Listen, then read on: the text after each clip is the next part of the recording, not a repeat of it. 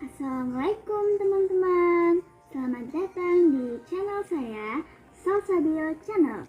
Di video pertama ini, saya akan membahas tentang menjaga kehormatan manusia dan menjauhi pergaulan bebas. Oke teman-teman, sebelum saya memulai video ini, silahkan like, subscribe, atau share video ini ya. Sebelum ke materi, saya akan menceritakan kepada kalian tentang kisah pemuda Yaman tolak ajakan zina mahasiswi Amerika. Jadi kisah ini terjadi pada tahun 2012. Saat itu, Isham tengah menempuh pendidikan di sebuah perguruan tinggi di Amerika Serikat. Isham tinggal di sebuah apartemen. Teman-temannya bukan hanya teman laki-laki, tapi juga teman perempuan alias mahasiswa dari fakultas yang sama. Suatu hari di bulan Mei 2012, seperti biasa, Isham sendirian di apartemennya.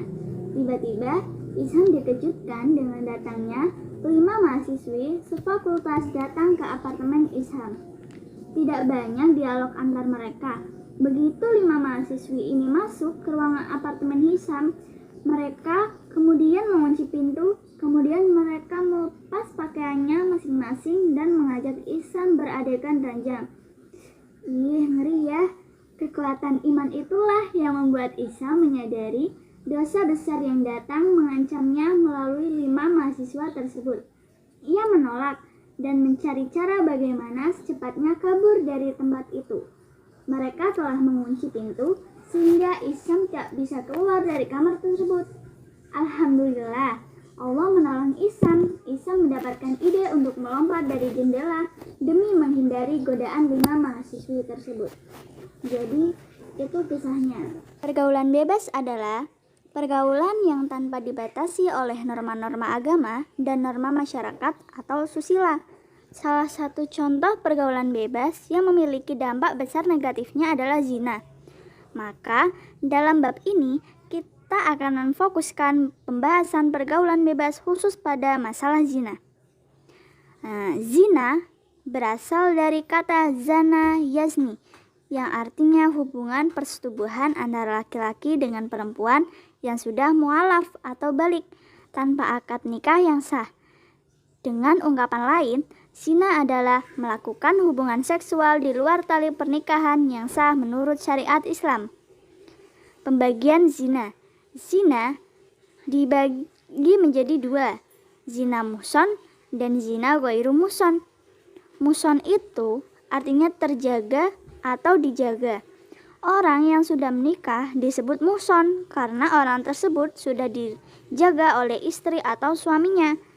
Jika orang tersebut bangkit nafsu seksualnya, ia akan terjaga karena boleh disalurkan kepada suami atau istrinya. Beda dengan orang yang sebelum menikah, dia belum terjaga. Zina muhson adalah zina yang dilakukan oleh orang yang sudah balik, berakal, merdeka, dan sudah menikah. Zina ghairu muhson adalah zina yang dilakukan oleh orang yang sudah balik, berakal, merdeka, dan belum pernah menikah. Menurut hukum Islam, pelaku perzinahan dikenai hukuman sesuai dengan kondisi pelakunya sesuai dengan syariat Islam. Adapun hukumannya dirinci sebagai berikut. 1.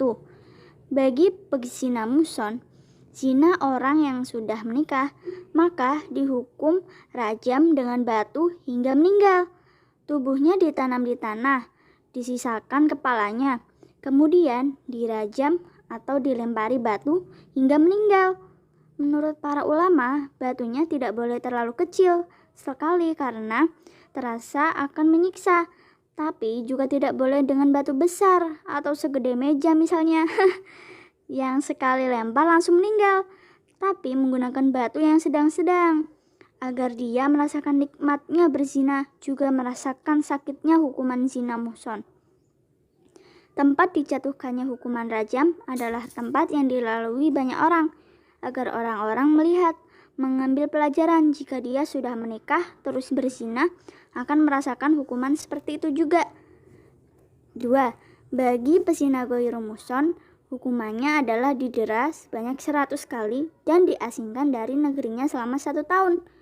Maksud didera di atas jika zaman Nabi dulu adalah dengan cara dijilid atau digebuki dengan pelepah kurma. Nih, ada syarat penegakan hukuman bagi bezina nih. Apa aja? Nih, Islam sangat ketat berkaitan dengan pelaksanaan hukuman zina. Maka kita tidak boleh sembarangan dalam menegakkan hukuman zina ini, karena hal ini bersangkutan dengan kehormatan seorang muslim atau muslimah. Maka dalam Islam orang yang menuduh berzina orang baik-baik tanpa ada bukti yang kuat termasuk dosa besar. Maka untuk menegakkan atau melaksanakan hukuman pelaku zina harus memenuhi beberapa syarat. Adapun syarat yang bisa dijatuhkan hukuman bagi pezina adalah sebagai berikut. Pertama, balik dan melakukannya tanpa paksaan. Kedua, perzinahan benar-benar terbukti dengan pelaku mengakui perbuatan zinanya dalam kondisi normal. Kesaksian 4 orang saksi yang adil bahwa mereka melihat pelaku melakukan proses perzinahan itu. 3. Terlihatnya kehamilan pada wanita dan ketika ditanya dia tidak mampu mendatangkan bukti yang dapat menggugurkan hukuman darinya.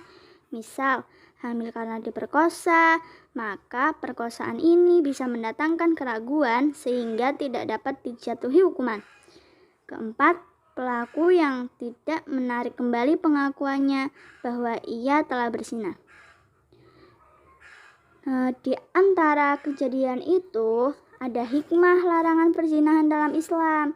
Di antaranya menjaga kehormatan perempuan, mencegah pencampuran nasab atau keturunan, mencegah banyaknya anak yang terlantar, menjaga keutuhan dan ketentraman dalam rumah tangga sesuai dengan fitrah manusia, mencegah penyebaran kejahatan, dan mencegah penyebaran penyakit menular. Selain itu, ada ayat Al-Quran dan hadis yang berkaitan dengan larangan pergaulan bebas. Pada ayat Al-Quran terdapat pada Quran Surat Al-Isra ayat 32 dan Quran Surat An-Nur ayat 2. Nah, segitu saja ya video dari saya teman-teman. Thanks for watching. Jangan lupa like, subscribe, and comment di bawah ini. Thank you. Wassalamualaikum.